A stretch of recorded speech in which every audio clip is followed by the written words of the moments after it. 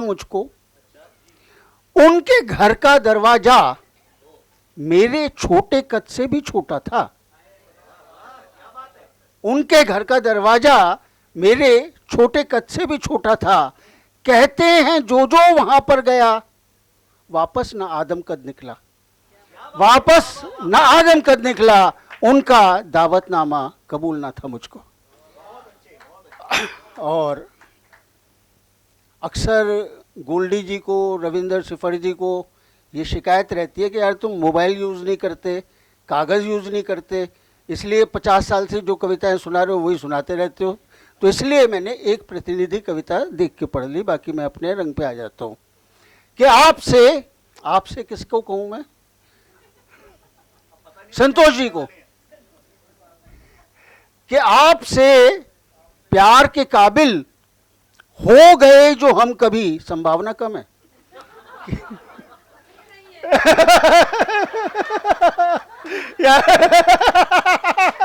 कि आपसे, अरे सुनो तो सही यार, सारी ताली पहली पे बजा दोगे तो छठी पे क्या बजाओगे?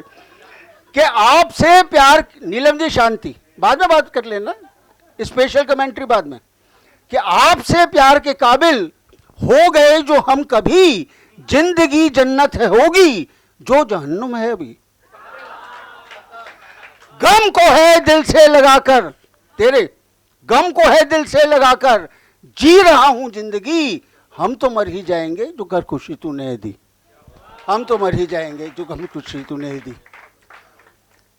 उनका कहना है, ये आरोप लगता रहा है मेरे पे और बहुत बार मुझे लगता है सही भी है, कि उनका कहना है कि जो लिखते हो भावुकता है। उनका कहना है कि जो लिखते हो भावुकता है, इसका साहित्य से न दूर का भी रिश्ता है। कौन कहता है कि मैं भावुकता लिखता हूँ, कौन कहता है कि मैं यथार्थ ना लिखता हूँ। जो भी मैंने भोगा है वही मैं लिखता हूँ, जो भी मैं लिखता हूँ साफ साफ लिखता हूँ, जो भी मैं लिखता हूँ साफ साफ लिखता हूँ।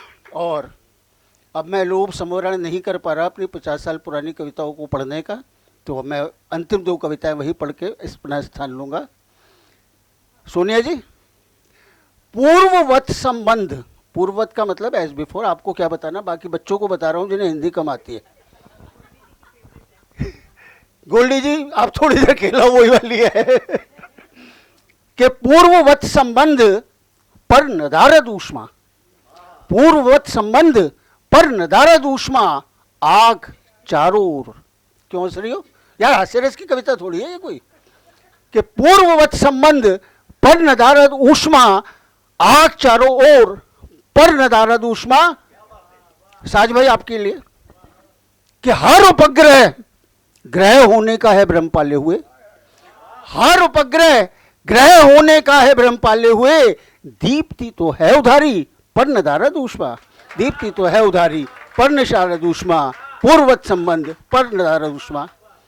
और मैं बहुत आलसी आदमी हूँ, ये जो 4 लाइनें लिखने में मैंने श्रम करा, अंतिम 2 लाइनों के लिए करा। वो अंतिम 2 लाइनें हैं कि बुलंद आवाज अजानों की चीख कीर्तनिया, बुलंद आवाज अजानों की चीख कीर्तनिया, पर बहुत ठंडा है सब कुछ, है नदारद ऊष्मा, पर है कुछ है नदारद ऊष्मा। और इतने प्रबुद्ध लोग जहाँ आए हुए हों वहाँ चॉइस नहीं भी बचती हमारे साथ। बाकी नौचंदी के मेले का जो कवि सम्मेलन होता है वहाँ आप कुछ भी पढ़ो तो, पर ये कविता जो मैं यहाँ पढ़ रहा हूँ मैं वहाँ नहीं पढ़ सकता, इसलिए मैं यहाँ 500वीं बार पढ़ रहा हूँ कि एक ईश्वर आपका है, एक ईश्वर मेरा, एक ईश्वर आपका है, एक ईश्वर मेरा, आपकी समझ का ईश्वर, आपकी समझ का, मेरी समझ का ईश्वर, मेरी समझ का। यहाँ तक तो सब ठीक ठाक है, यहाँ तक तो सब ठीक ठाक है, पर समस्या तब आती है जब मेरी समझ का ईश्वर तुम्हारी समझ के ईश्वर के सम्मुख आकर खड़ा हो जाता है।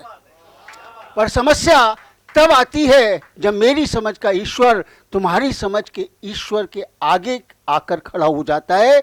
उस समय न तुम रहते हो न मैं रहता हूँ, उस समय न तुम रहते हो न मैं रहता हूँ, ना ही रहती है तुम्हारी निजी समझ। और ना ही रहती है मेरी निजी समझ। हम लोग तब्दील हो जाते हैं व्यक्ति से भीड़ में, और भीड़ भी मदमस्त हाथी सी रोंती रोंती ढाती भाती चली जाती है। विनाश काले विपरीत बुद्धि, विनाश काले विपरीत बुद्धि।